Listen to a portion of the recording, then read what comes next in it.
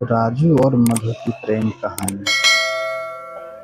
ये कहानी एक छोटे से पहाड़ी गांव की है, जहां हरियाली, नदियां और सादगी भरी जिंदगी का अपना एक अलग ही चरण था।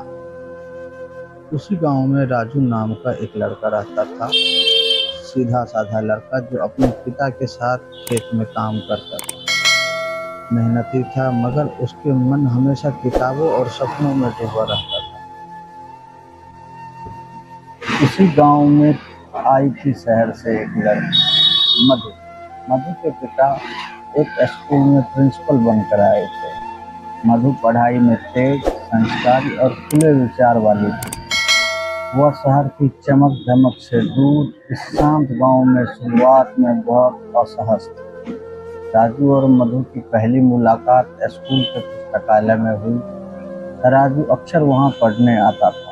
एक दिन वह अपनी पसंदीदा किताब पंछी उड़ चला ढूंढ रहा था, तभी मधु ने वह किताब पहले ही उठा ली। दोनों की नजरें टकराई और एक मुस्कुराहट ने उस पल को खास बना दिया।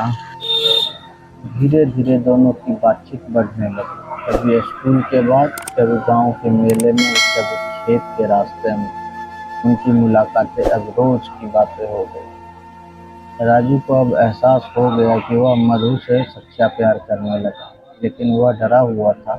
वह तो एक किसान का बेटा है और मधु एक पढ़े लिखे शहरी परिवार से। एक दिन हिम्मत करके राजू ने मधु को पहाड़ी पर ले जाकर कहा, मधु, मुझे नहीं पता तुम्हारे लायक मैं हूँ या नहीं, पर मेरा दिल सिर्फ तुम्हारे लिए धड़कता है। मधु मुस्कुराई और बोली, राजू, प्यार किसी का हैसियत का मोहताज नहीं होता। मैं भी तुम्हें उतना ही प्यार करती हूँ।